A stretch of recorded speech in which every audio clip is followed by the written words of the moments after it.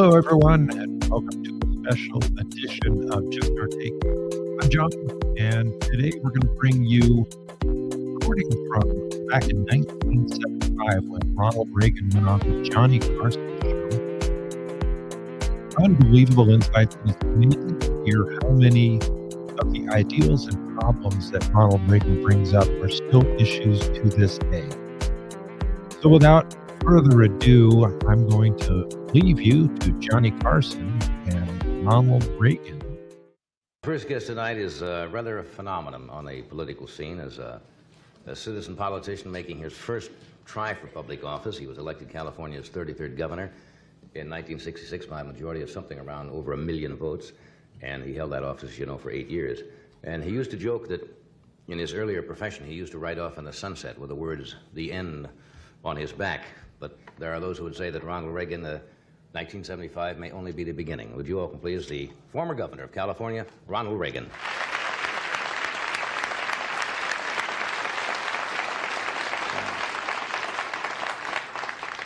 Nice to see you.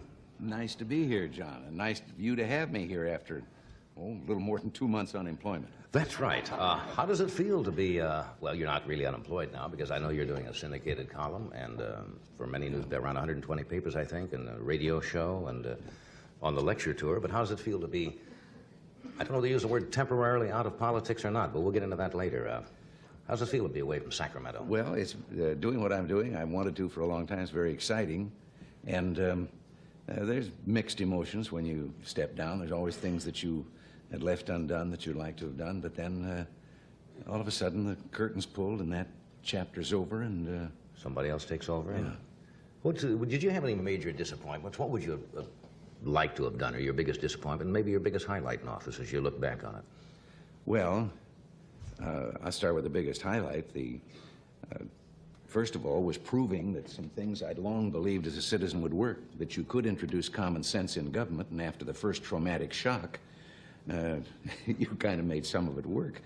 We came into quite a mess, and at the end of 8 years, government in the United States, federal, state, and local, has been growing for 20 years in size about 2.5 times as fast as the increase in population, except for the last 8 years in California. We turned over a government that was the same size as the one we inherited 8 years ago. There'd been no growth. And in some departments, this meant an increase of as much as 66% in the workload. Mm-hmm. But part of that was the welfare reforms. Right. Welfare was increasing here in California, 40,000 cases a month. And we left with about 400,000 fewer people on welfare than there were 4 years ago. This saved the taxpayers about $1 billion, but what was equally important, we were spread so thin we couldn't do what we should have done for the really needy, the really deserving. And we were able to increase their grants by way of those reforms 43%. Now, you asked for what was the greatest disappointment.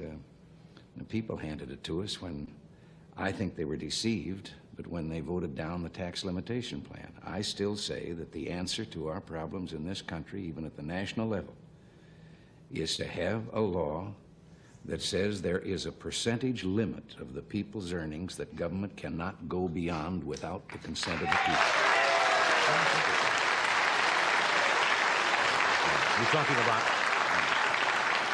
talking about the gross income of the country and how much they can appropriate for That's right. For federal projects. See, when you and I were boys back in the Midwest, right, governments, federal, state, and local, were only taking about 15 cents out of every dollar earned. Today, they're taking almost half of every dollar earned in the United States. And most people don't realize it because the taxes are hidden in the so-called business taxes. You know, the politician that stands up and yells, "Oh, let's save the little man, let's tax business," and everybody yells, "Hooray." But they haven't figured out that every tax on business is just a part of the cost of production. And the customer winds up paying it when he buys the product. It's a hidden sales tax. There's 116 of them in the suit of clothes that each one of us is wearing. Suppose a lot of economists have suggested, and I don't know that it'll ever come to be in this country, that if they closed all of the loopholes and corporations and maybe tax loopholes and even on the rich certain loopholes and and made a percentage income and made a flat fee without all of the deductions, that the government might raise as much money as they do now. Oh, sure. And really, the loopholes, this has been overdone by the politicians, too. No.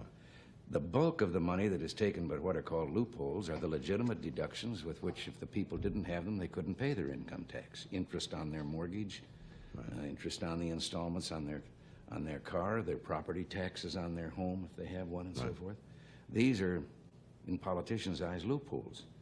But we ought to have tax reform, and we ought to start by making it so simple that you don't have to hire a lawyer to find out how much you owe every year.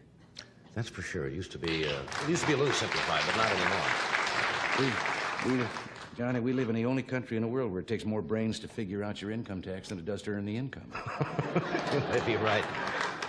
Why do you think people are they seem to be so disheartened now? I know, let's don't get into the Watergate thing, but that certainly had something to do with the antipathy, I think, of a lot of people toward government. Now we see these revelations, or whether they're revelations or at least accusations that possibly the CIA has been involved in some operations that they shouldn't have been involved in, certainly domestically. And people regularly get turned off. How do you turn people around and say, all right, now, we're not going to do this anymore? And every day you see more of these things, and I think people withdraw further and further. And that's too bad. I know, and I think part of it is because we're being bludgeoned every day. It's news. Bad things are news. We just, every day we pick up and they record another 0.1% unemployment and so forth. We keep hearing the bad things. We hear the accusations, and we're kind of used to accepting the accusation as proof of guilt. Now, I'm on the CIA Commission, so I'm rather limited. I cannot talk at this stage. That's true.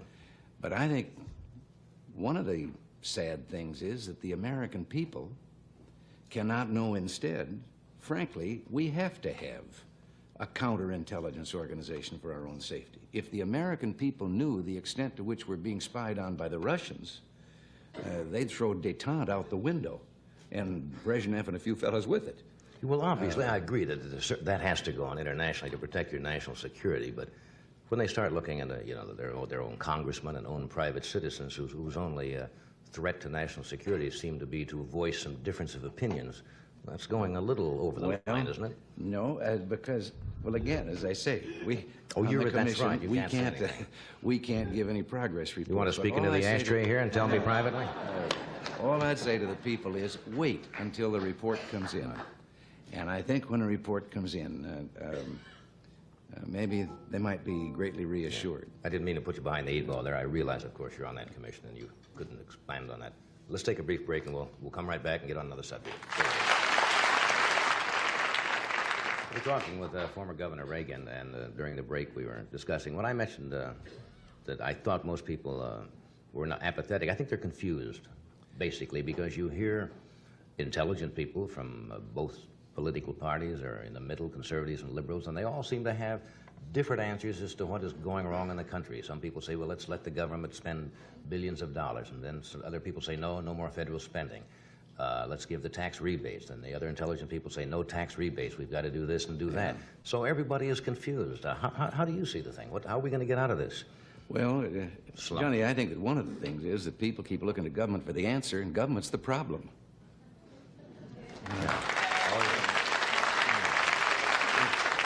A moment ago, you asked, about people and feeling not only confused, but low and down in America. First of all, the American people, if they would just take a little inventory and look around, you triple our troubles, and we're better off than any other people on earth. And we've asked so much of government, and we've gotten in the habit over the last 40 years of thinking that government has the answers. There's very little that government can do as efficiently and as economically as the people can do themselves. And if government would shut the doors and sneak away for about 3 weeks, we'd never miss them. Now, if the people want to be Anybody you had in mind particularly? No, I said this while I was in government. Okay. Our biggest problem is that we have built a permanent structure of government, federal, state, and local. The permanent employees, and they've come to the place that they actually determine policy in this country more than does the Congress of the United States. Mm-hmm. There are 14.5 million public employees in the United States. That's quite a voting bloc. And the bureaus and agencies, not in Washington, I heard you talking earlier about some of the research programs. Mm-hmm. Well, there was a senator the other day, and he took up some pages of the congressional record. He was doing the same thing you were, listing all these crazy research programs and how much they were costing, and wound up his speech by introducing his own. He wants a study and a research of transcendental meditation. So, You know, there's a state senator in Michigan, and he just found out the other day they got a $93,000 study on whether chitlins are bad for you. And he said that as a fourth-generation chitlin eater, he figured that he could tell you how for 93 cents you could find out the answer to that. no, we laugh at those things, but they do happen, I guess. Oh, listen, you had some beauties and there's some others. What would you say if I told you about one, a study in which this was called the demography of happiness? And in this study, the government found out that young people are happier than old people. And they found out that people that earn more are happier than people that earn less. And they found out that well people are happier than sick people. That's good. Well, that's I'm glad This to was know that. $249,000 to find out it's better to be rich, young, and healthy than old, poor, and sick.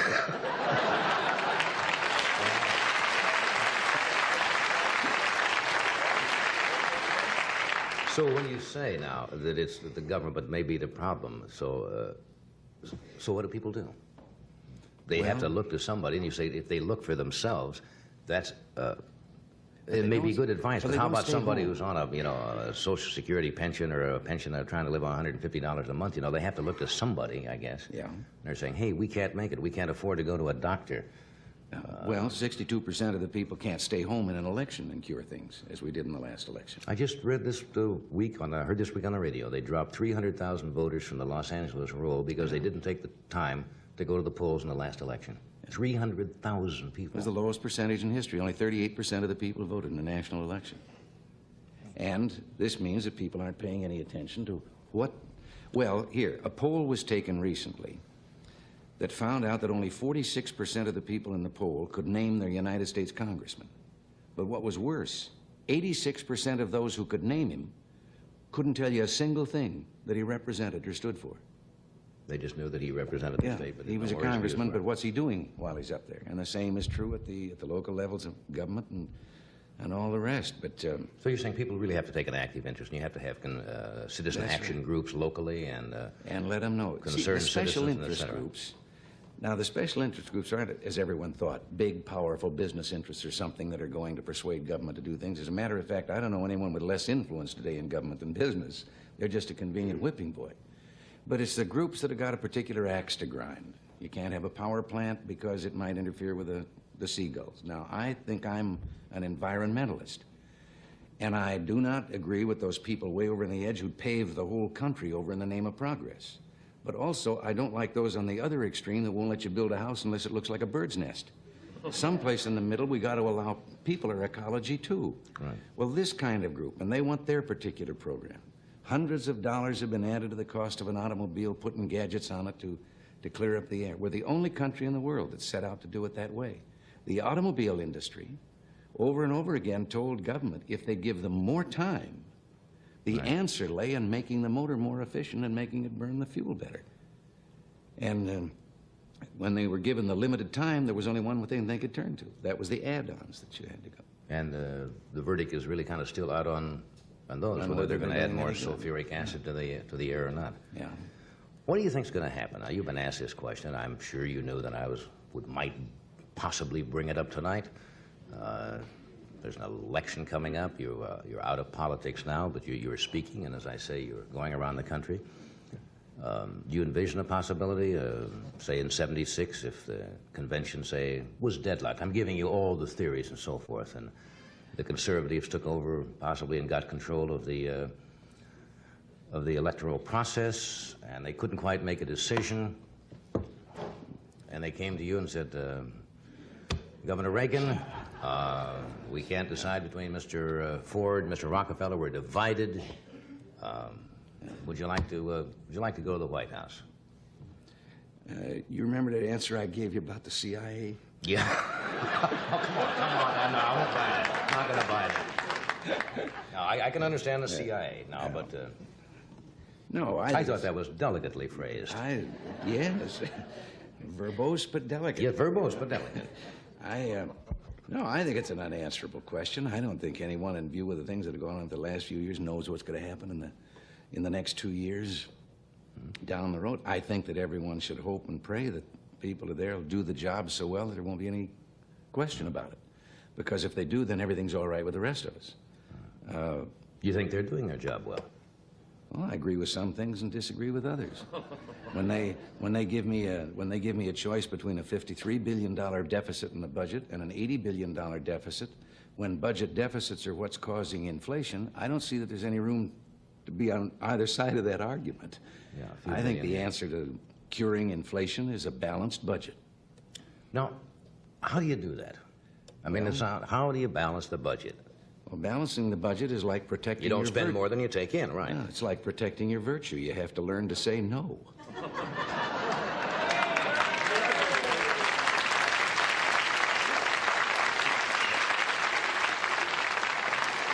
There's got to be another way. What's the second option? Well, no, there's some ways that this could be brought about. First of all, that limitation. Here's another one. Why shouldn't we have, in addition to a simplified income tax, why shouldn't we also have a law that says that any time a legislator or a congressman introduces a spending program, he has to introduce with it a tax program to pay for it? Then let the people find out. There was a woman that, from a financial firm that was back at the President's Economic Council, and her words weren't quoted. Everybody else's words got in the paper, all the Hellers and the Galbraiths and all the so-called economists. And I have a degree in economics, so I can say this. I think an economist is someone who has a Phi Beta Kappa key on one end of his watch chain and no watch on the other. This woman said that you go to the polls and you ask the people, do they want some social service, some program that government can give? And the people in the polls are apt to read and say, hey, that sounds good, yeah. Mm-hmm. But she says that isn't exactly accurate. She says put a $100 bill in each person's hand and then show them the program and say, now, isn't that a nice program? Do you want it? Give me the $100. And she says, see what the poll says then, and how many people hang on to the $100 instead of the program. In other words, if it's rather hidden and someone doesn't know exactly where it's going to come from. All the government programs start $1 down and we'll catch you later. And they multiply all of those things that you were... The Office of Management and Budget in Washington, that's responsible for the budget, putting the budget together, cannot even tell you how many boards, commissions, agencies, bureaus, and departments there are in the federal government. Yeah. But all of them can pass regulations, and those regulations have the force of law. And the difference is, when you break the law, you're innocent until proven guilty. When you break a regulation, the fellow that charges you with breaking the regulation, you're guilty. Right. And if you want to take him to court and prove you're innocent, that's up to you. Right. And all of these are things that yes, we can trim the budget. There's enough fat in the federal government that if you rendered it, you could wash the world.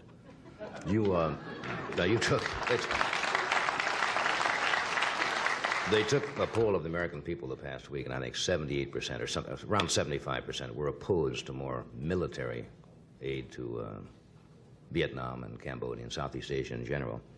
And yet the administration was trying to tell the American people that a couple $100 million or $222 million would make some kind of difference, or that the government might make it. And how do you feel? Do you think that that is a lost cause in a way? I think people can see humanitarian, for children, hospitals, et cetera, medical supplies and food. But it seems that the public has just almost had it up with military involvement, where we feel we are not directly threatened. Well, we are fed up. We're war-weary after a long and badly fought war. On the other hand, and this is one where I'll probably lose a lot of people because it isn't popular or political to say this today. When we withdrew our troops, we made a ceasefire, a peace agreement. And it was based on supporting the non-communist forces in Indochina on a basis of one-for-one replacement. Every bullet they expended a bullet to replace it if the communists violated the ceasefire. Mm-hmm. The communists have violated the ceasefire 72,000 times since it was instituted and we brought our men home. And I think for the United States to break its word, we're in that agreement. We pledged something, and the Congress is now saying that the United States reserves the right to just break its word and not what are their allies ever going to trust us? And there's no question that backed by Red China and the Soviet Union, the communist forces in Vietnam and Cambodia are on their way to take those over. They do, of course, Laos just automatically falls. Then they're on the edge of Indonesia, 140 million people, which comes within 14 miles at its nearest point of the Philippines. The domino theory is in Is that existence. still a viable theory, do you think? And yes, it is. And I could see the United States one day being very, very lonely. Now, it's a very funny thing that the same forces that want to cut our defense spending are the same ones that want to increase all these social services and this social tinkering and experimenting that hasn't worked. And every time it doesn't work, they just impose a more expensive program on top of it.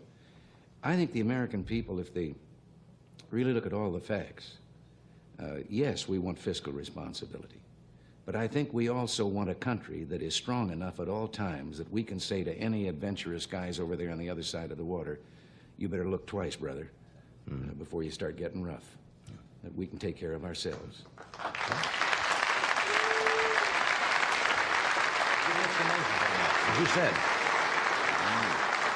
As you said, even before you made the statement, that would probably get mixed reaction from an And I can audience. understand that. People aren't. And it's hard to understand how maybe your interest is involved 10,000 miles away.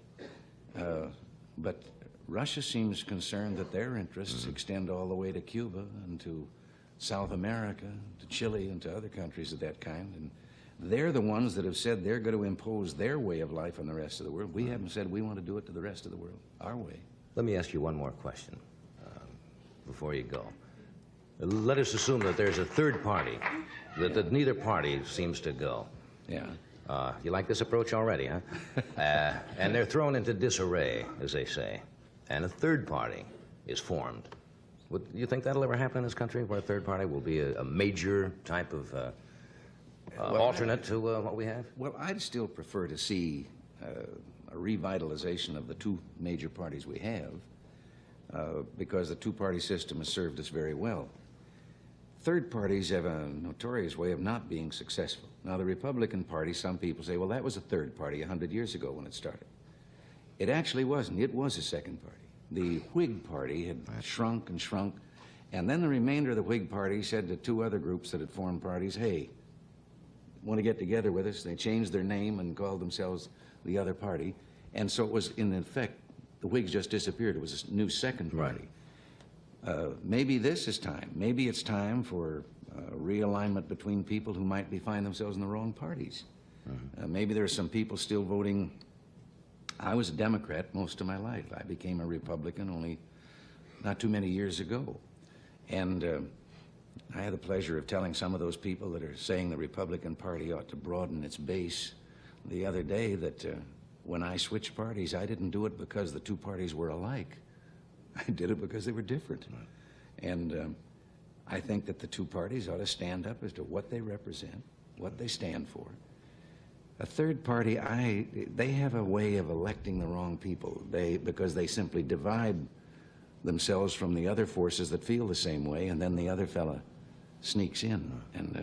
And it could happen that neither party would represent what the people want, and finally the people would take some action, do something about it. But I'd rather devote our effort to seeing if we can't find out what the present two parties stand for and which one we want to. But you don't see yourself, or do you see yourself as maybe as a part of that, active politically again? I certainly don't give up, do I? Yeah, you sure don't. I wish I could think of a good get-off line. I have Lawrence Spivak's old questions, Yeah. you know, for that. Nancy, you know, said to say hello tonight. She thought it was great that we're both in town at the same time. You too, huh? I get that. Thanks for being with us tonight, really. It was a pleasure to see you again, my best. And there you have it, folks. I hope that you enjoyed that little video there of Ronald Reagan. It is amazing how many of the issues that they brought up are still issues today, including one of the areas. Listen, I'm a fan of Ronald Reagan. There's a lot of things that he did that I just truly appreciate. And I also served under Jimmy Carter, and I served under Ronald Reagan in the Navy. The difference was amazing. Ronald Reagan was a true commander-in-chief, and he had the support and backing of his people. But I gotta say, I was a little bit surprised and disappointed in his stance on the CIA and his comment that, yes, he was part of the commission that was investigating what was going on in the U.S. at the time. And he couldn't talk an awful lot, but he did kind of hedge when Johnny Carson asked him, do you think it's okay to be, spying on your own people just because they disagree with the government? And Reagan kind of hedged there. So not a fan of that. Also, didn't really love his ideas about you got to stick with the war um, because we said we would. There was a lot more to that, and a lot of things had changed, and a lot of the landscape of the war itself had changed. And I think that um, as we ended up leaving Vietnam, it would have been an awful lot better leaving under better circumstances. Anyway, all that said, I hope you enjoyed it. I'd love to hear your comments. You can leave a comment down below. And as always, you can email us at justourtakeshow@gmail.com. We look forward to seeing you on our live show on Sunday night. As always, Sunday night, 7 p.m. Pacific time. We're also live on Wednesday nights, 7 p.m. Pacific time. Hope you guys have a fantastic day, and we really appreciate all that you do and the fact that you support us. And we'll see you guys soon.